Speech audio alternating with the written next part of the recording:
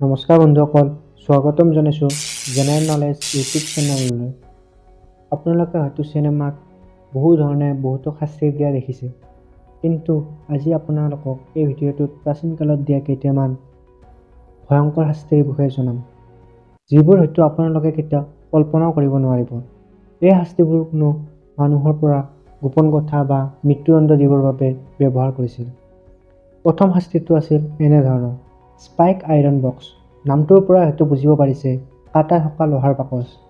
এই শাস্তি দিওঁতে মানুহৰ আকাৰৰ দৰে এটা লোহাৰ বাকচ বনোৱা হৈছিল, যাৰ ভিতৰত দীঘল দীঘল কাটা বনোৱা হৈছিল, ঠিক ফটোত দেখাৰ দৰে। বাকচটোৰ ভিতৰত অপৰাধীজনক সুমুৱাই বন্ধ কৰি দিয়া হৈছিল। যদি বাকচটোৰ ভিতৰত মানুহজনে লৰচৰ কৰিবলৈ চেষ্টা কৰে, তেতিয়াই সেই কাঁইটবোৰ পিন্ধি মানুহজনৰ মৃত্যুমুখত পৰে। আৰু যদি মানুহজনে বাচিবৰ বাবে লৰচৰ নকৰাকৈ থিয় দি থকাৰ চেষ্টা কৰে, কিন্তু কিছু সময়ৰ পিছত মানুহজনে থিয় দি ভৰিৰ বিষ হোৱাৰ পিছত বহিবলৈ চেষ্টা কৰাৰ লগে লগে সেই কাঁইটবোৰ পিন্ধি মৃত্যুমুখত পৰে। এই শাস্তিটো প্ৰায় ৩০০ বছৰমান আগতে দিয়া হৈছিল। এতিয়া আপোনালোকক যোনটো শাস্তিৰ কথা কওঁ, সেই শাস্তিটোৰ কথা শুনিলে আপোনালোকে হাঁহিবই নে আচৰিতে হ'ব নে কান্দিবই ভাবিয়ে নাপাব। সেইটো আছিল লাফিং ডেথ।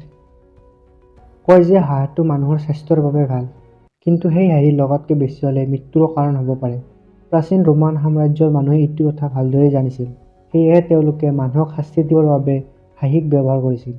ৰোমান সাম্ৰাজ্যত কাৰোবাৰ পৰা গোপন কথা উলিয়াব বা মৃত্যুদণ্ড দিবৰ বাবে অপৰাধীজনৰ ভৰিত নিমখজাতীয় বস্তু কিবা সানি দিছিলে। তাৰ পিছত মানুহজনক টাইটকৈ বান্ধি টেবুল এখনৰ ওপৰত থৈ দিছিল আৰু মানুহজনক কোঠা এটাৰ ভিতৰত সুমুৱাই লৈ তাৰে ভিতৰত ছাগলী এটাকো সুমুৱাই দিছিলে। যেতিয়া ছাগলীটোৱে নিমখৰ গোন্ধ পাই মানুহজনৰ ভৰিখন চিৰিকিবলৈ আৰম্ভ কৰিছিল, তেতিয়াই মানুহজনৰ হাঁহি আৰম্ভ হৈছিল। যেতিয়া একেটা কামকে বাৰ বাৰ কৰি থকা হৈছিল, তেতিয়া মানুহটোৱে হাঁহি হাঁহি মৃত্যুমুখত পৰিছিল। এতিয়া আপোনালোকক যি শাস্তিৰ কথা ক'ম, শুনিলে আপোনালোকৰ আত্মাও হয়তো কঁপি উঠিব। সেই শাস্তিটোৰ নাম আছিল বেম্বো টৰ্চাৰ। বন্ধুসকল, আপোনালোকক এইটো কথা কওঁ যে বাঁহ পৃথিৱীৰ এনে এবিধ উদ্ভিদ যিটো ৰাতিৰ ভিতৰতে 2 ফুটলৈ কেতিয়াবা বৃদ্ধি হয়। প্ৰাচীন যুগৰ মানুহবোৰে এইটো কথা ভালকৈ জানিছিল, সেয়েহে সিহঁতে এই বাঁহ মানুহক শাস্তি দিবৰ বাবেও ব্যৱহাৰ কৰিছিল।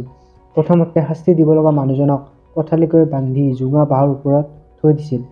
ৰাতি যেতিয়া বাঁহৰ বৃদ্ধি হয়, মানুহজনৰ মাজেৰে বাঁহ ফুটি লাহে লাহে মৃত্যুমুখত পৰিছিল। এই শাস্তি প্ৰাচীন যুগত দিয়া শাস্তিৰ ভিতৰত অন্যতম ভয়ংকৰ শাস্তি আছিল। ব'লা এতিয়া অন্য এটা শাস্তিৰ বিষয়ে আলোচনা কৰোঁ: টৰ্চাৰ বাই এলিফেণ্ট। প্ৰাচীন ভাৰতত দিয়া শাস্তিৰ ভিতৰত অন্যতম আছিল এলিফেণ্ট টৰ্চাৰ। পৃথিৱীত থকা জীৱ-জন্তুৰ ভিতৰত হাতী হৈছে সকলোতকৈ ডাঙৰ জন্তু। এটা হাতীৰ ওজন ৪,০০০ৰ পৰা ৫,০০০ পৰ্যন্ত হ'ব পাৰে।